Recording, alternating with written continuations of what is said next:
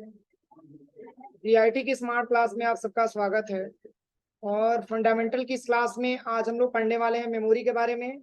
जो मैंने कल भी आपको मेमोरी के बारे में बताया था, लेकिन मैंने केवल रैंडम एक्सेस मेमोरी के बारे में मैंने आपको बताया था कि मेमोरी क्या होता है और प्लस रैंडम एक्सेस मेमोरी क्या होता है, इसके बारे में मैंने कल आपको बताया था।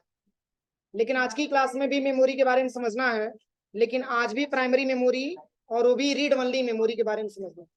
इसके बारे में मैंने आपको बताया था कि रीड ओनली मेमोरी एक ऐसी मेमोरी होती है जिसमें रखा हुआ डेटा हम केवल रीड कर सकते हैं, इसमें कोई परिवर्तन नहीं कर सकते। लेकिन इसमें भी ऑप्शन दिया है कि बाद में इस तकनीक में थोड़ा परिवर्तन कर दिया गया और बाद में ऐसी रोम आई जिसमें पहले से कोई प्रोग्राम भर करके नहीं रखा गया होता था, इसमें हम नया प्रोग्राम डाल सकते थे और ऐसा हम कर सकते थे सिर्फ एक ही बार। और ये कंडीशन रहा किसका? पी रोम का। क्योंकि रोम की 3 कैटेगरी होती है, मैंने कल की क्लास में बताया भी था, पी रोम और ईपी रोम और ईईपी रोम। जिसमें मैंने आपको बताया था कि पी रोम का मतलब ऐसा रोम होता है जो पहले से ब्लैंक होता है, इसमें पहले से कोई प्रोग्राम भर करके नहीं रखा गया होता है, इसमें हम एक नया प्रोग्राम डाल सकते हैं, लेकिन कितने बार? मात्र एक बार।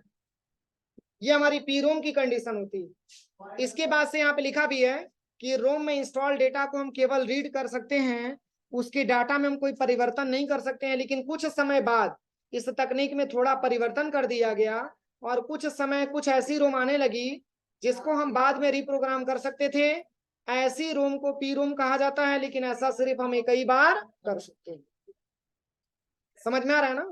यानी कि ऐसा रोम जिसमें जो पहले से ब्लैंक हो, लेकिन उसमें भी हम प्रोग्राम डाल सकते हैं, लेकिन मात्र एक ही बार। और ऐसी रोम का नाम दिया गया पी रोम, और पी रोम का पूरा नाम होता है प्रोग्रामेबल रीड ओनली मेमोरी। चलिए, इसके बाद से जो सेकंड रोम हमारे पास आया वो है ई पी रोम। और ई पी रोम का मतलब होता है erasable programmable read only memory. यानी कि यह ऐसी मेमोरी होती है जिसमें अगर पहले से आपने कोई प्रोग्राम भर करके रखा है तो आप पहले वाले प्रोग्राम को हटा करके और उसमें आप दूसरा प्रोग्राम कर सकते हैं, लेकिन ऐसे भी प्रोसेस मात्र एक ही बार हो। समझ में आ रहा है ना? तो ऐसे रोम को हम पी रोम नाम देते हैं, सॉरी ई पी रोम नाम देते हैं। पी रोम का मतलब ब्लैंक रोम होता था, लेकिन ई पी रोम का मतलब ये होता है कि उसमें पहले से कोई प्रोग्राम अगर भर के रखा हुआ है तो आप उसको हटा करके कोई नया प्रोग्राम कर सकते हैं, लेकिन कितने बार? मात्र एक बार। जैसे लिखा हुआ है कि कुछ समय बाद ऐसी रोम बनाई गई जिसमें हम पहले से भरे प्रोग्राम को हटाकर उसमें पुनः प्रोग्राम किया जा सकता था। और पी रोम में हम किसी ब्लैंक रोम में प्रोग्राम राइट करते थे, जबकि ई पी रोम में हम पहले से भरे प्रोग्राम को हटाकर उसमें पुनः प्रोग्राम कर सकते हैं, लेकिन ऐसा सिर्फ हम एक ही बार कर सकते हैं। दोनों ऑप्शंस के बारे में समझ में आया? अगर पी रोम के बारे में बात किया जाए तो पी रोम में आप ये जरूर बताइएगा कि एक प्रकार की ये ब्लैंक रोम होती है, इसमें पहले से कोई प्रोग्राम भर करके नहीं रखा गया होता है। और जब क्वेश्चन ई पी रोम की आए तो आप ये जरूर बता सकते हैं कि उसमें पहले से प्रोग्राम भर के रखा गया था और उसमें पहले वाले प्रोग्राम को हटा करके उसमें हम दूसरा प्रोग्राम भर सकते हैं, लेकिन ये भी प्रोसेस मात्र एक ही बार करना है। अब चलिए, इसके बाद से आता है ई पी रोम, और इसका पूरा नाम होता है electronically erasable programmable read only memory. यानी कि इस मेमोरी में कोई बाउंडेशन नहीं होता है, कोई लिमिटेशन नहीं होता है। जितने बार आप चाहेंगे उतने बार पुराने प्रोग्राम को आप डिलीट कर सकते हैं और नए प्रोग्राम को आप इंस्टॉल कर सकते हैं। समझ में आ रहा है ना? इसके लिए कोई रिक्वायरमेंट नहीं है कि ये कई बार ये प्रोसेस होगा। आप जितने बार चाहेंगे उतने बार पुराने प्रोग्राम को डिलीट करिए और नए प्रोग्राम को हम इंस्टॉल करिए। और ऐसा लिखा भी है, देखिए, यह एक ऐसी रोम है जिसमें हम जितनी बार भी चाहे रिप्रोग्राम कर सकते हैं, अर्थात पुराने प्रोग्राम को हटाकर जितनी बार चाहे उतनी बार न्यू प्रोग्राम राइट कर सकते हैं। और प्रोग्राम राइट करने की इस प्रोसेस को बर्निंग कहा जाता है। कोई दिक्कत किसी को? तो देखिए, इसमें कोई लिमिटेशन नहीं है और कुछ बाउंडेशन नहीं है कि मात्र एक ही बार आप कर सकते हैं। इसमें आप जितनी बार चाहेंगे उतने बार आप पुराने प्रोग्राम को डिलीट करिए और नए प्रोग्राम को डाउनलोड करके इंस्टॉल करिए। और ये क्या होता है? एक प्रकार की प्रोसेसिंग होती है ना, और इस पूरे प्रोसेस को हम क्या कहते हैं? बर्निंग कहते हैं। कोई दिक्कत है किसी को? तीनों समझ में आया? पी रोम क्या होता है, ई पी रोम क्या होता है, और ई पी रोम। संक्षेप में मैं बता दे रहा हूं। पी रोम का मतलब एक प्रकार का ब्लैंक रोम होता है, उसमें हम प्रोग्राम डाल सकते हैं लेकिन एक ही बार डाल सकते हैं। उसके बाद से आता है E P ROM, sorry E P ROM आता है, उसमें पहले से भरे प्रोग्राम को हटा करके एक नया प्रोग्राम डाल सकते हैं, लेकिन ऐसा सिर्फ हम एक ही बार कर सकते हैं। उसके बाद से आता है EEPROM। इसमें हम जितनी बार चाहेंगे उतने बार जो है पुराने प्रोग्राम को हटा करके और जितने बार चाहेंगे वो नए प्रोग्राम को हम यहाँ पे राइट कर सकते हैं, और इस पूरे प्रोसेस को बर्निंग कहा जाता है। अब चलिए, इसके बाद से अगला हमारे पास मेमोरी आता है, वो है केस मेमोरी। केस मेमोरी का जिक्र किसमें किया गया था? केस मेमोरी के बारे में मैंने पढ़ा था इसके पहले, मैं बोला था कि आगे की क्लास में आएगा केस मेमोरी। किसमें मैंने बताया था, बताइए? प्राइमरी मेमोरी है केस मेमोरी, लेकिन किसमें मैंने बताया था? रैम में ही मैंने बताया था। देखिए, स्टैटिक रैम में बताया था मैंने, केस मेमोरी के रूप में किया जाता। और मैंने बताया था कि केस मेमोरी आगे की क्लास में हम लोग पढ़ेंगे, वही केस मेमोरी के बारे में जानना है। देखिए, केस मेमोरी होता क्या है, सबसे पहले इसके बारे में समझिए। यह भी एक प्राइमरी मेमोरी है, केस मेमोरी भी एक प्राइमरी मेमोरी है, और यह भी प्रोसेसर के साथ वर्क करती है। अगर प्रोसेसर के साथ वर्क करती है तो आप ये सिंपल सी लैंग्वेज में कह सकते हैं कि एक प्रकार की प्राइमरी मेमोरी। और देखिए, लिखा भी है कि केस मेमोरी भी एक प्रकार की प्राइमरी मेमोरी है और प्रोसेसर के साथ प्रयोग होती है, और यह कंप्यूटर सिस्टम की सबसे फास्ट मेमोरी होती है। और कह रहा है कि यह प्रोसेसर में इनबिल्ट होती है और प्रोसेसर और रैम के बीच वर्क करती है। यह विशेष रूप से प्रोसेसर का पार्ट होता है। हम लोग जो भी डाटा प्रोसेस करते हैं वो सबसे पहले केस मेमोरी से पास किया जाता है। किस मेमोरी से? केस मेमोरी से पास किया जाता है। और कह रहा है कि वहीं पर इसका एड्रेस कैलकुलेट होकर के स्टोर होता है, और जब हम उस डेटा को फ्यूचर में कॉल करते हैं तो उसको खोजना नहीं पड़ता है, और केस मेमोरी सबसे फास्ट एक्सेस होता है। और केस मेमोरी रिसेंट में यूज हो रही डाटा का एड्रेस को होल्ड रखती है, और इसे रैम को सप्लीमेंट्री मेमोरी भी कहा जाता है, क्योंकि प्रोसेसर सबसे पहले डेटा केस मेमोरी में ही सर्च करता है, और यदि डेटा नहीं मिलता है तो रैम में सर्च करता है। और इसे सीपीयू मेमोरी भी कहते हैं, क्योंकि यह प्रोसेसर का ही एक पार्ट है। मतलब जैसे मान के चलिए, आप लैब में गए और आपने कंप्यूटर पे कुछ काम किया, किसी सॉफ्टवेयर को ओपन करके आपने कुछ काम किया, और आपने उस डेटा को क्या कर दिया? सेव कर दिया। और कल की डेट में आते हैं तो खोजते हैं ना हमारा डेटा कहाँ पे है, तो उस केस में आपका केस मेमोरी सबसे फास्ट वो डेटा आपके पास लेके आने का काम करता है। समझ में आ रहा है ना? सबसे तेज मेमोरी होता है, सबसे फास्ट मेमोरी आपका केस मेमोरी होता है। और ये भी एक प्रकार की प्राइमरी मेमोरी होता है, क्योंकि यह भी प्रोसेसर के साथ काम करता है और प्रोसेसर और रैम के बीच में वर्क करता है। अब चलिए, अब आता है जैसे केस मेमोरी का एग्जांपल यहाँ पे दिया हुआ है। जैसे देखिए, जैसे यहाँ पे एक सीपीयू का पार्ट बना हुआ है, एक केस मेमोरी का पार्ट बना हुआ है, और एक रैंडम एक्सेस मेमोरी का पार्ट बना हुआ है। जैसे मान के चलिए कि सीपीयू ने अगर डेटा कैप्चर करने की कोशिश किया तो ये सबसे पहले केस मेमोरी इसमें काम करेगी। अगर ये डेटा केस मेमोरी में नहीं मिलेगा तो सीपीयू मांगेगा किससे? रैंडम एक्सेस मेमोरी से। अब देखिए, दोनों प्राइमरी मेमोरी है, रैंडम एक्सेस मेमोरी भी प्राइमरी मेमोरी है और प्लस केस मेमोरी भी आपका प्राइमरी मेमोरी है। इसलिए सीपीयू का ही एक पार्ट है और सीपीयू का ही एक हिस्सा है, इसलिए हम इसको प्राइमरी मेमोरी के नाम से भी जानते हैं। अब चलिए, अगला इसमें ऑप्शन आता है वर्चुअल मेमोरी। कौन सा मेमोरी? Virtual memory. और वर्चुअल मेमोरी भी कौन सा मेमोरी है? प्राइमरी मेमोरी है। कौन सा मेमोरी है? प्राइमरी मेमोरी है। और लेकिन देखिए, इसके बारे में लिखा है, कह रहा है कि यह एक्चुअल में कोई स्पेशल मेमोरी नहीं। अगर एक्चुअल में अगर देखा जाए तो वर्चुअल में हमारा कोई स्पेशल मेमोरी नहीं है। और कह रहा है कि हमारे कंप्यूटर में लगे एचडीडी का ही एक पार्ट है, और आप इसे ऑपरेटिंग सिस्टम का स्पेशल मैनेजमेंट भी कह सकते हैं। और जब सिस्टम पर वर्किंग होता है तो कभी कभी रैंडम एक्सेस मेमोरी का स्पेस कम हो जाता है। कह रहा है कि तो हमें एक्स्ट्रा मेमोरी की जरूरत होती है, और ऐसे केस में ऑपरेटिंग सिस्टम इस प्रॉब्लम को सॉल्व करने के लिए हार्ड डिस्क का कुछ पार्ट रैम के साथ उपलब्ध कर देता है, जिसे वर्चुअल मेमोरी कहा जाता है। देखिए, जैसे कह रहा है यहाँ पे कि अगर एक्चुअल में अगर देखा जाए तो वर्चुअल मेमोरी कोई स्पेशल मेमोरी नहीं है। समझ में आ रहा है ना? लेकिन कंप्यूटर में लगे एचडीडी का मतलब हार्ड डिस्क ड्राइव, यानी कि कंप्यूटर में लगे एचडीडी का एक पार्ट है, और आप इसे ऑपरेटिंग सिस्टम का स्पेशल मैनेजमेंट भी कह सकते हैं। किसको? वर्चुअल मेमोरी को। कह रहा है कि जब सिस्टम पर वर्किंग होती है तो कभी कभी रैंडम एक्सेस मेमोरी का स्पेस क्या हो जाता है, कम हो जाता है। कभी कभी ऐसा होता है कि जब सिस्टम पे वर्किंग होता है तो प्राइमरी मेमोरी तो रैंडम एक्सेस मेमोरी है, उसका स्पेस कम हो जाता है। आप खुद बताइए कि जब स्पेस कम होगा तो उसमें का जो डेटा होगा वो लॉस होगा कि बचेगा? सिंपल सी बात है, लॉस होगा। तो हमारा डेटा लॉस ना हो सके उस केस में वर्चुअल मेमोरी आपका उस डेटा को लॉस होने से बचा लेता है। इसलिए जो हमें एक्स्ट्रा मेमोरी की आवश्यकता होती है, इस केस में ऑपरेटिंग सिस्टम इस प्रॉब्लम को सॉल्व करने के लिए हार्ड डिस्क का कुछ पार्ट रैम के साथ उपलब्ध कर देता है, जिसे किस नाम से जानते हैं, वर्चुअल मेमोरी के नाम से। देखिए इसमें बता रहा है कि एक्चुअल में कोई स्पेशल मेमोरी नहीं है, लेकिन बिना इसका कोई काम भी संभव नहीं, बिना इसका कोई काम भी संभव नहीं, क्योंकि वर्चुअल मेमोरी तब जाकर के काम करता है जब आपका डेटा लॉस होने की कैटेगरी में आ जाता है। उस केस में यही वर्चुअल मेमोरी उस डेटा को लॉस होने से बचा लेता है, यानी कि अपने अंदर स्टोर कर लेता है। देखिए इसमें लिखा भी है वर्चुअल मेमोरी क्या होता है, इसमें लिखा है, देखिए वर्चुअल मेमोरी कह रहा है कि part of the hard disk reserve RAM, कह रहा है कि एक प्रकार का पार्ट होता है किसका,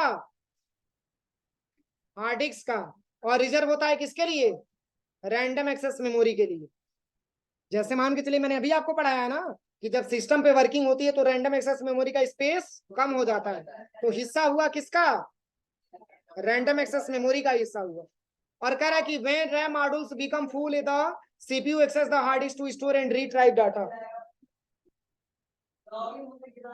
यानी यह कह रहा है कि when RAM modules become full, यानी कि जब रैम का स्थान फुल हो जाता है तो कह रहा है कि the CPU access the hard disk, यानी कि CPU हार्ड डिस्क को एक्सेस करता है, और कह रहा है कि to store and retrieve data, और तब जाकर के हमारा जो CPU होता है वो वर्चुअल मेमोरी में रिट्राइव डाटा का मतलब होता है कि डेटा लॉस होने से बचाने के लिए वर्चुअल मेमोरी का हेल्प ले लेता है। अब देखिए इसके बाद से तीसरा पॉइंट यहाँ पे लिखा हुआ है स्लोअर देन रैम, और ये रैम से क्या होता है, स्लो भी होता है। तो अभी तक तो मैंने क्या बताया, अभी आपको प्राइमरी मेमोरी के बारे में पढ़ा है, ये सब हम लोगों ने पढ़ा है किस मेमोरी को, प्राइमरी मेमोरी को। आवाज नहीं निकाल रहे हैं आप लोग, क्यों, नींद आ रहा है क्या क्लास में? अब इसके बाद से आता है सेकेंडरी मेमोरी।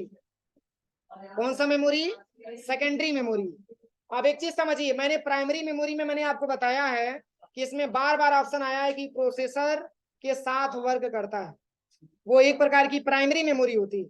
लेकिन अब जो जानना है वो है आपका कौन सा मेमोरी, सेकेंडरी मेमोरी। और सेकेंडरी मेमोरी का दूसरा नाम क्या है, एक्सटर्नल मेमोरी के नाम से भी इसको जाना जाता है। समझ में आ रहा है ना, इसको एक्सटर्नल मेमोरी के नाम से भी जाना जाता है, प्लस इसको सेकेंडरी मेमोरी के नाम से भी जाना जाता है। और यह ऐसी मेमोरी होती है जो डेटा को स्टोर करती है, लेकिन किस रूप में, तो परमानेंट नेचर में स्टोर करती है। मतलब जब तक हम इसको डिलीट नहीं करेंगे तब तक डिलीट नहीं। समझ में आ रहा है ना, जैसे मान के चलिए मैंने इस क्लास को पढ़ाने के लिए अलग से पेन ड्राइव लगाया, तो पेन ड्राइव में रखा हुआ डेटा अगर हम डिलीट करेंगे तभी तो डिलीट होगा, अदरवाइज डिलीट नहीं करेंगे तो डिलीट नहीं होगा। इसलिए क्योंकि ये परमानेंट नेचर में डेटा को स्टोर करता है, इसलिए प्राइमरी मेमोरी हम इसको नहीं बोलेंगे, इसको हम सेकेंडरी मेमोरी बोलेंगे। और सेकेंडरी मेमोरी जब भी डेटा को स्टोर करता है तो वो परमानेंट नेचर में स्टोर करता है। टेम्पोररी में कौन स्टोर करता है, टेम्पोररी में रैंडम एक्सेस मेमोरी। देखिए लिखा भी है कि ये मेमोरी सिस्टम में परमानेंट स्टोरेज रखती है, और इन्हें आप स्टोरेज भी कह सकते हैं।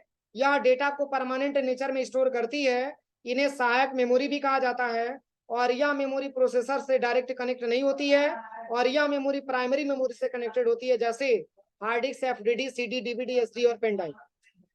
जैसे देखिए इसमें लिखा है कि यह जो डेटा है, मतलब यह जो मेमोरी है, ये परमानेंट नेचर में डेटा को स्टोर करती है, और इन्हें सहायक मेमोरी के नाम से भी जाना जाता है। और कह रहा है कि इस मेमोरी में प्रोसेसर से कोई लेना देना नहीं होता, लेकिन फिर भी कह रहा है कि ये मेमोरी प्राइमरी मेमोरी से कनेक्टेड होती है। और प्राइमरी मेमोरी से क्यों कनेक्टेड होती है बताइए, क्योंकि प्राइमरी मेमोरी से कनेक्टेड नहीं रहेगा तो हमको डिस्प्ले नहीं दिखेगा, क्योंकि प्राइमरी मेमोरी को डिस्प्ले मेमोरी के नाम से भी जाना जाता है, और कभी कभी इसे फिजिकल मेमोरी के नाम से भी जाना जाता है, मैंने पढ़ाया है। यानी कि जो आप डिस्प्ले पे देख पा रहे हैं, आप ये समझिए कि प्राइमरी मेमोरी का ही देन है कि आप सेकेंडरी मेमोरी में रखा हुआ डेटा आप प्रदर्शित कर पा रहे हैं। समझ में आ रहा है ना, तो ये सब एक प्रकार की सेकेंडरी मेमोरी है, जैसे HDD है, FDD है, CD है, DVD है, SD कार्ड है और पेन ड्राइव। तो जैसे समझते हैं सबसे पहले HDD के बारे में। HDD का पूरा नाम क्या होता है? Hard disk drive. Hard disk का स्ट्रक्चर आप लोगों ने देखा है? जैसे देखिए हार्ड डिस्क कैसा होता है, मैं दिखा दे रहा हूँ यहाँ पे।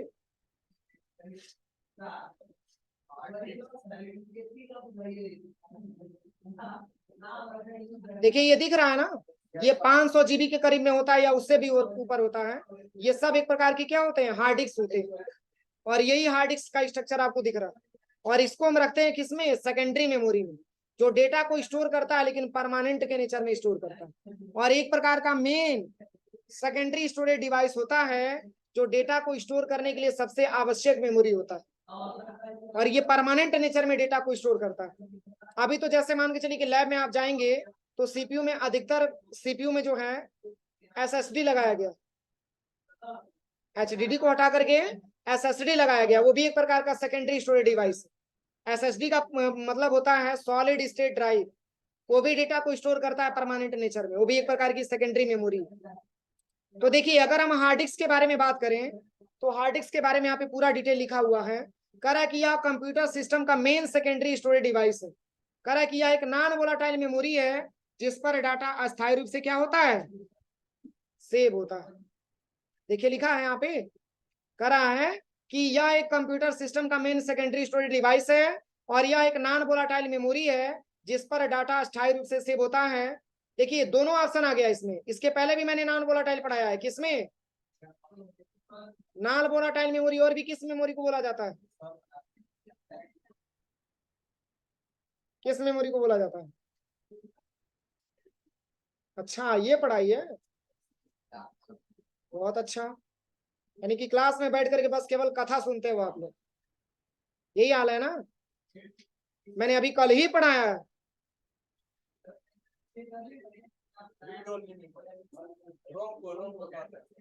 रोम को नॉन वोलाटाइल बोला जाता है, क्यों? अगर क्वेश्चन आपसे पूछा जाए कि आपको बताया गया है कि रोम को नॉन वोलाटाइल बोला जाता है, क्यों नॉन वोलाटाइल बोला जाता है? हम उसको वोलाटाइल नहीं बोल सकते हैं? बताइए कोई। हाँ, चेंज और एडिट नहीं कर सकते हैं, और नहीं उसमें रखा हुआ डेटा हम डिलीट भी कर सकते हैं। इसलिए रोम को नॉन वोलाटाइल के नाम से जाना जाता है। और वोलाटाइल मेमोरी किसे बोला जाता है? वोलाटाइल मेमोरी किसे बोला जाता है? रैंडम एक्सेस मेमोरी को। अब ऐसा भी क्वेश्चन आ सकता है कि रैंडम एक्सेस मेमोरी को वोलाटाइल मेमोरी क्यों बोला जाता है? बताइए। रैंडम एक्सेस मेमोरी को वोलाटाइल मेमोरी क्यों बोला जाता है? क्योंकि उस पे रखा हुआ डेटा लंबे समय तक स्टेबल नहीं होता है। कब वो डेटा डिलीट हो जाए इसकी कोई गारंटी नहीं होती है। इसलिए रैम को टेम्पोररी मेमोरी और प्लस वोलाटाइल मेमोरी के नाम से भी जाना जाता है। समझ में आया? बहुत अच्छा, ऐसे ही पढ़ाई करिए आप लोग। पूछने पे बस आराम से बैठे रहिए पंडित जी बन करके। देखिए इसमें लिखा है, कह रहा है कि हार्ड डिस्क में डेटा स्टोर करने के लिए सबसे प्रचलित सेकेंडरी स्टोरेज डिवाइस है, और किसी भी कंप्यूटर में कोई और सेकेंडरी स्टोरेज हो या ना हो, एक हार्ड डिस्क जरूर लगा होता है। और कह रहा है कि हार्ड डिस्क में एल्यूमिनियम के बने एक या एक से अधिक पतले यानी कि डिस्क यानी कि प्लेट होते हैं जिसमें चुंबकीय पदार्थ आयरन ऑक्साइड की परत चढ़ी होती है, और सारे डिस्क एक मजबूत पैकेट के अंदर सॉफ्ट में लगे होते हैं, और प्रत्येक डिस्क में डेटा रीड और राइट करने के लिए एक रीड और राइट हेड होता है, और जब भी डेटा को रीड राइट करना होता है तो डिस्क तेजी से घूमते हैं, और इनके घूमने की गति को रिवोल्यूशन पर मिनट में मापा जाता है। जैसे ये किसकी बात हो रही है? HDD की बात हो रही है। जैसे देखिए HDD का अगर आप स्ट्रक्चर देखेंगे तो इसमें देखिए, इसमें कुछ मतलब इस तरीके से स्ट्रक्चर बना हुआ है। इसके इंटरनल स्ट्रक्चर की बारे में बात हो रही है कि इसमें क्या होता है, डिस्क प्लेट भी लगा होता है और छोटे छोटे ट्रैक में बटे होते हैं, और ये क्या होता है, घूमता है, ये रोटेट करता है। यानी कि जब ये घूमेगा तभी तो इसकी गति फास्ट होगी, और इस केस में जो है इसको जब घूमता है तो इसकी गति को इसकी स्पीड को RPM में मापा जाता है, और RPM का पूरा नाम होता है रिवोल्यूशन पर मिनट। अब चलिए इसके बाद से यहाँ पे लिखा है अगला ऑप्शन, करे कि डिस्क एक मजबूत पैकेट के अंदर सॉफ्ट में लगे होते हैं, और प्रत्येक डिस्क में रीड और राइट करने के लिए एक रीड राइट हेड होता है, और जब भी डेटा को रीड राइट करना होता है तो डिस्क तेजी से घूमते हैं और इनके घूमने की गति को आरपीएम में मापा जाता है। और डिस्क जितनी तेज गति से घूमेगा, रीड राइट भी उतना ही फास्ट होता है। ये किसकी बात हो रही है? सेकेंडरी मेमोरी की बात हो रही है। यानी कि जितना फास्ट वो मूव करेगा उतना ही फास्ट इसका वर्क होगा। और कह रहा है कि जैसे उदाहरण के लिए 7200 आरपीएम वाले हार्ड डिस्क, कह रहा है कि 5400 आरपीएम वाले हार्ड डिस्क से ज्यादा तेज होते हैं, क्योंकि हार्ड डिस्क में डिस्क ट्रैक में बटे होते हैं और प्रत्येक ट्रैक में छोटे छोटे सेक्टर भी होते हैं और एक सेक्टर में 512 बाइट डेटा स्टोर होता है। ये मैंने किसके बारे में बताया? एचडीडी के बारे में। और एचडीडी का पूरा नाम क्या होता है? Hard disk drive. अब चलिए अगला इसमें ऑप्शन आता है। अगला ऑप्शन के बारे में अगर हम बात करें, फ्लॉपी डिस्क ड्राइव, जिसको शॉर्ट में क्या बोल सकते हैं? एफडीडी। और देखिए यह कह रहा है कि यह एक मैग्नेटिक स्टोरेज माध्यम है और पहले के समय में फ्लॉपी डिस्क का प्रयोग ऑपरेटिंग सिस्टम को स्टोर करने के लिए किया जाता था। समझ में आ रहा है ना? पहले के समय में जैसे मान के चलिए कि कंप्यूटर की ऑपरेटिंग सिस्टम है, उस प्रोग्राम को अगर आपको स्टोर करके रखना है तो इसके लिए एफडीडी मेमोरी का इस्तेमाल किया जाता था। और कह रहा है कि इसकी साइज कितना होता था? 1.44 MB की बात हो रही है। तो जीबी से छोटा है कि बड़ा है? जीबी से छोटा है कि बड़ा है? बहुत छोटा है, क्योंकि 1.44 MB की बात हो रही है, जबकि 1 जीबी में कितना MB होता है? 1000 MB होता है।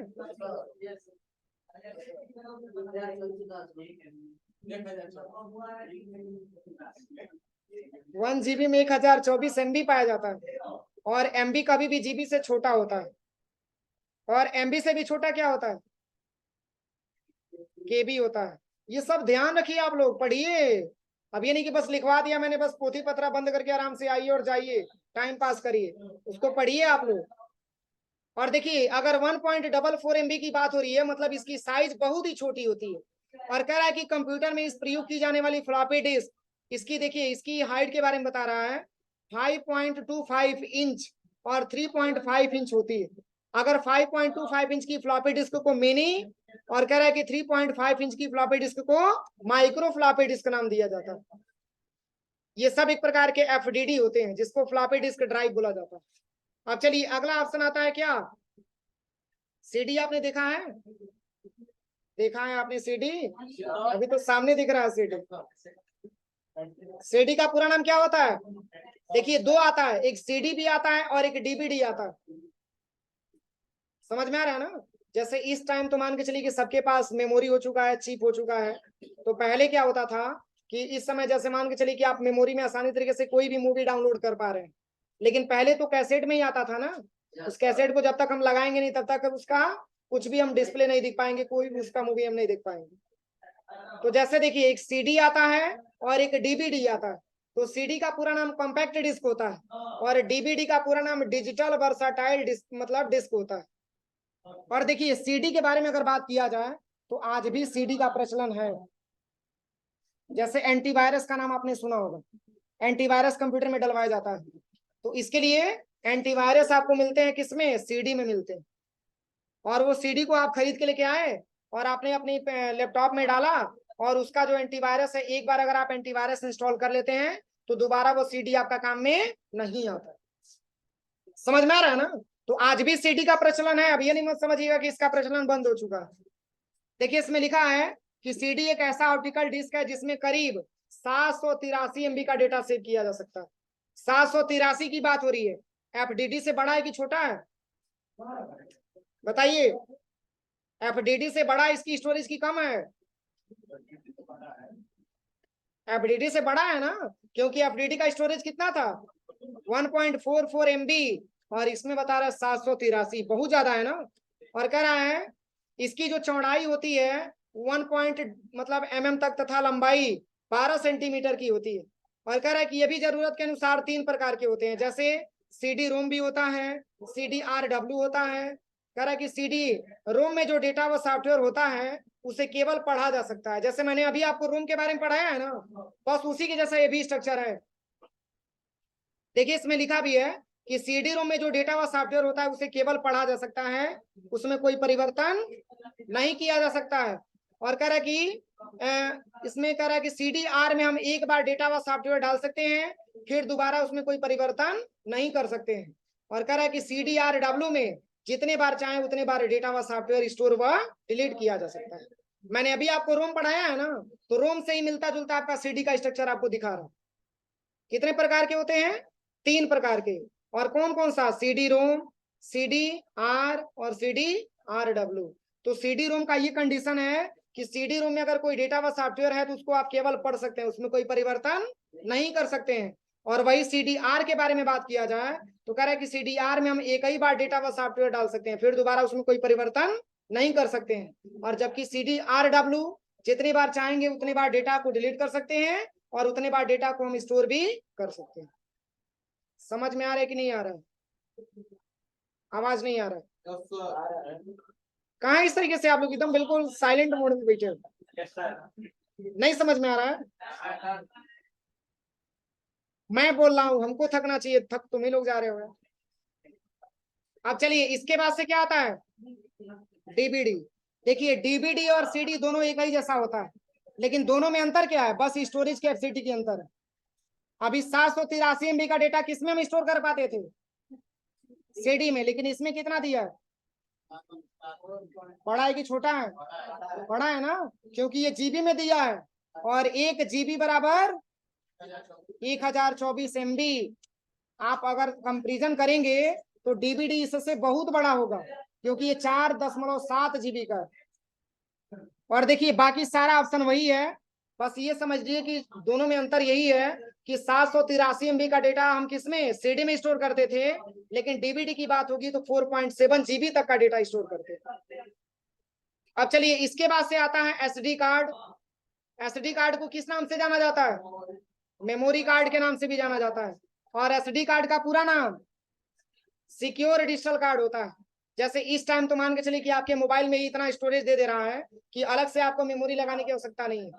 और वही अगर इस समय का मोबाइल, जैसे पहले क्या होता था, पहले उतना स्टोरेज नहीं मिलता था तो हम अलग से मेमोरी कार्ड लगवाते थे और उसमें मूवी डाउनलोड करके और तब जाकर के हम देखते थे। वही मेमोरी की बात हो रही है। इसमें भी तो होता है 2 GB, 4 GB, 8 GB, 16 GB, 32 GB, 64 GB। तो ये सब एक प्रकार की मेमोरी होती है। और जैसे मान के चलिए किस मेमोरी को हम किस में बोलेंगे, जैसे मान के चलिए कि 4 GB का मेमोरी, उस मेमोरी का क्या नाम होगा? समझ में आ रहा है ना? या 64 GB का मेमोरी खरीद रहे हैं तो उसका क्या नाम होगा? तो देखिए इसमें लिखा है, इसमें मेमोरी को 3 भागों में बांटा गया। कितने भागों में? 3 भागों में। इसमें लिखा है देखिए SDSC, SDHC और SDXC। 3 प्रकार की मेमोरी आते हैं। और देखिए अगर ऐसा कोई मेमोरी है जिसका स्टोरेज की कैपेसिटी 128 MB से 4 GB तक है तो उस मेमोरी का नाम क्या होता है? SDSC होता है। SDSC की स्टोरेज की कैपेसिटी क्या बता सकते हैं? 128 से 4 GB तक। अब फिर देखिए 64 GB से लेकर के 2 TB अगर कोई मेमोरी है तो उस मेमोरी का नाम SDXC है। और फिर यहाँ पे आता है 4 GB से लेकर के 32 GB कोई मेमोरी है तो उसका नाम है SDHC। अब इसके बाद से क्या आता है पता है ना? तो बस मेमोरी का चैप्टर आज समाप्त हो गया। कोई दिक्कत किसी को?